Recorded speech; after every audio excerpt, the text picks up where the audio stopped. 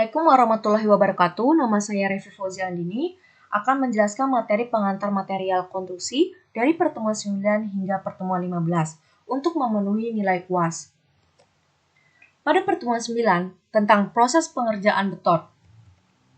Pada proses pembuatan beton, yang pertama, persiapan, membersihkan alat dan ruangan, melapisi cetakan dengan bahan kimia, dan sebagainya. Yang kedua, penakaran. Penakaran bahan-bahan penyusun beton yang dihasilkan dari hasil rancangan harus mengikuti ketentuan yang tertuang dalam pasal 9 SK SNI T 28199103. Yang ketiga, pengadukan. Selama proses pengadukan, kekentalan campuran beton harus diawasi terus dengan cara memeriksa nilai SLAM yang disesuaikan dengan jarak pengangkutan. Pengontrolan dan pencatatan data selama pengadukan harus dilakukan meliputi waktu dan tanggal pengadukan dan pengecoran, proporsi bahan yang digunakan, jumlah batch adukan yang dihasilkan, dan lokasi akhir pengecoran. Mesin atau alat pengaduk dapat dibedakan menjadi dua, yaitu alat pengaduk mobile, alat yang dapat dipindah-pindahkan dan mempunyai kapasitas yang kecil, dinamakan mixer. Yang kedua, alat pengaduk station, biasanya mempunyai kapasitas besar, dinamakan batching plane. Pada proses pembuatan beton, yang keempat, pengangkutan dilakukan sedemikian rupa untuk mencegah terjadinya pemisahan bahan campuran beton dan tanpa hambatan yang dapat mengakibatkan hilangnya plastisitas beton. Alat angkut pun dibedakan menjadi dua, yakni manual dan mesin. Yang kelima, penuangan adukan. Campuran ditempatkan sedekat mungkin dengan cetakan, mengatur kecepatan penuangan serta penuangan dilakukan tanpa henti agar terhindar dari segregasi dan bleeding. Yang keenam, pemadatan dilakukan untuk menghilangkan rongga-rongga udara yang terdapat dalam campuran beton segar. Alat pemadat dapat berupa kayu atau besi tulangan dan fribator. Yang ketujuh, pekerjaan akhir atau finishing, memadatkan permukaan agar rata dan halus. Yang ke-8, perawatan atau curing, dilakukan setelah mencapai final setting agar proses hidrasi sesuai dengan yang diharapkan. Macam-macam perawatan, sebagai perawatan dengan pembahasan, perawatan dengan penguapan, perawatan dengan membran, perawatan dengan sinar inframerah, dan perawatan dengan hidrotermal. Pertemuan 10 tentang bahan bangunan inovatif.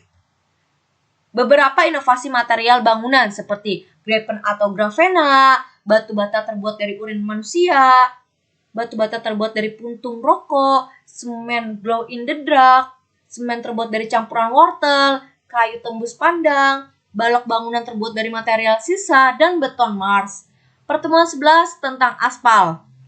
Definisi aspal. Aspal adalah material berwarna hitam atau coklat tua yang jika dipanaskan dapat menjadi cair atau lunak. Pada dunia konstruksi, umumnya dikenal dua jenis perkerasan jalan, yaitu perkerasan kaku dan perkerasan lentur. Pada perkerasan lentur, aspal berfungsi sebagai perekat dan filler, sedangkan agregat sebagai struktur perkerasan. Jenis-jenis aspal, ada aspal minyak, aspal emulsi, aspal busa, cutback aspal, aspal modifikasi, dan aspal buton. Sifat-sifat aspal mempunyai daya tahan, kohesi dan adhesi, kepekaan terhadap temperatur, kekerasan aspal, dan viskoelastisitas aspal. Pertemuan 12 tentang harmonisasi jalan perkotaan.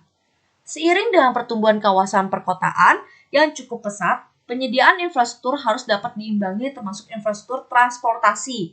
Permasalahan transportasi seperti meningkatnya penggunaan kendaraan pribadi yang menyebabkan kondisi lingkungan memburuk atau macet, bising, dan polusi harus diatasi agar pergerakan di kawasan perkotaan dapat dioptimalkan. Konsep infrastruktur jalan. Penyelenggaraan infrastruktur jalan mampu menyediakan infrastruktur jalan yang handal, ramah lingkungan, aman, nyaman, berkeselamatan, dan harmonis dengan lingkungan hidup manusia. Dukungan infrastruktur jalan dapat dimanfaatkan oleh semua, keselamatan, keamanan, dan kenyamanan, kesetaraan, dan keadilan dalam pemenuhan kebutuhan dasar, ramah lingkungan, dan berkelanjutan. Complete street atau harmonisasi pengguna jalan. Fasilitas pelengkap yang membuat nyaman seperti trotoar yang luas, jalur penyeberangan, jalur bersepeda, area hijau, dan ubin penunjuk jalan untuk penyandang disabilitas. Pertemuan 13, besi dan baja. Definisi besi. Besi atau ferrum merupakan logam dalam deret transisi pertama. Besi adalah unsur paling umum di bumi dan unsur terbesar keempat pada kerak bumi.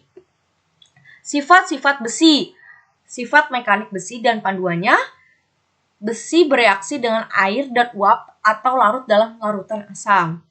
Korosi besi diakibatkan oleh oksigen dan air. Besi dapat terlindungi dari korosi dengan berbagai jenis logam seperti seng dan magnesium. Cara pencegahan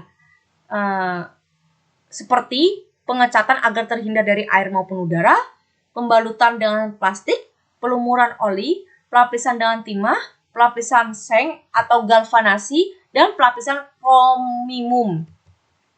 Definisi baja. Baja adalah logam panduan dengan besi sebagai unsur dasar dan karbon sebagai unsur panduan utama. Fungsi karbon dalam baja adalah sebagai unsur pengeras. Fungsi baja digunakan untuk bahan membuat barang dengan daya tahan tinggi dan lama, sebagai bahan konstruksi jalan, rel kereta api, dan sebagainya. Perbedaan besi dan baja. Pembentukan besi yaitu unsur murni, pembentukan baja terbuat dari besi dan karbon. Jenis besi, ada besi cor, besi tempa, dan baja. Jenis baja, karbon metalik, dan logam campuran. Terhadap karat besi, dengan cepat akan teroksidasi dan kemudian berkarat pada akhir prosesnya. Terhadap karat baja, memiliki elemen yang sama sekali berbeda yang mempertanyakan dari kerusakan seperti besi murni. Permukaan besi, permukaannya berkarat. Permukaan baja, permukaannya tetap mengkilat. Penggunaan besi untuk bangunan, perangkat, dan peralatan serta kendaraan. Penggunaan baja untuk bangunan, kereta api, mobil, dan konstruksi. Keberadaan besi tersedia di alam secara natural. Keberadaan baja, ketersediaannya harus dibuat lebih dahulu. Baja ringan. Fungsi baja ringan antara lain adalah sebagai baja struktural untuk keperluan mebel, dekorasi, pagar, dan sejenisnya. 3 jenis baja ringan. Yang pertama, baja ringan atau jenis bondek. Jenis ini digunakan dalam rangka mengaplikasikan baja pada tulangan satu arah dan waktu pengerjaan akan semakin cepat dengan pemasangan yang mudah. Yang kedua, baja ringan atau jenis pandek. Jenis ini ada kalanya digunakan sebagai penutup dan mudah dipasang dengan bentuk berupa lembaran. Yang ketiga, baja ringan atau jenis truss. Jenis ini memiliki sifat yang lebih tahan lama dan anti karat. Pertemuan 14 tentang aluminium dan gypsum. Aluminium, suatu mineral yang berasal dari magma asam yang mengalami proses pelapukan dan pengendapan secara residual. Ciri-ciri aluminium, logam berwarna perak putih, sifat plastisitas tinggi sehingga dapat dibentuk sesuai keinginan, unsur metalik paling melimpah dalam kerak bumi setelah oksigen dan silikon.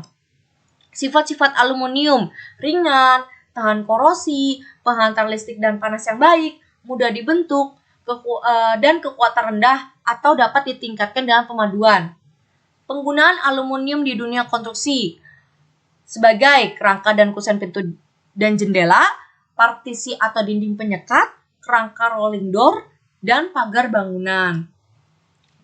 Gypsum merupakan mineral non-logam dengan kadar kalsium yang mendominasi. Gypsum mengalami proses reaksi kimia dehidrasi dan rehidrasi. Sifat fisik gypsum berwarna putih, kuning, abu-abu, merah, jingga, dan hitam. Memiliki massa jenis 2,31 sampai 2,35 gram per cm kubik. Berbentuk kristalin, serabut, dan masif. Keras, kilap, dan konduktivitas rendah. Kegunaan gypsum sebagai penambah kekerasan untuk bahan bangunan, untuk pelapis dinding, sebagai bahan perekat, penyaring dan pupuk tanah, bahan baku kapur tulis, salah satu bahan pembuat semen Portland, dan sebagai indikator tanah dan air. Pertemuan 15 tentang green material. Green material. Material ramah lingkungan adalah material yang pada saat digunakan dan dibuang tidak memiliki potensi merusak lingkungan dan mengganggu kesehatan. Kriteria material ramah lingkungan yaitu Yang pertama, tidak beracun sebelum maupun sesudah digunakan. Yang kedua, dalam proses pembuatannya tidak memproduksi zat-zat berbahaya bagi lingkungan. Yang ketiga, dapat menghubungkan kita dengan alam. Yang keempat, bisa didapatkan dengan mudah dan dekat. Dan yang terakhir, bahan material yang dapat terurai dengan mudah secara alami. Beberapa macam green material yaitu ada kayu, bambu, batang jerami, beton rumput, kalsiboard, bata merah, linoleum, bata ringan, timbal rendah berbasis air, kaca insulasi, biological spiteng, ferrok, askretit, timbercrete, genteng sejuk, genteng limbah batu apung, papan sekam padi, reclaimed aspal, limbah beton, dan baja. Demikianlah uraian yang dapat saya sampaikan. Kurang lebihnya mohon maaf. Sekian, terima kasih.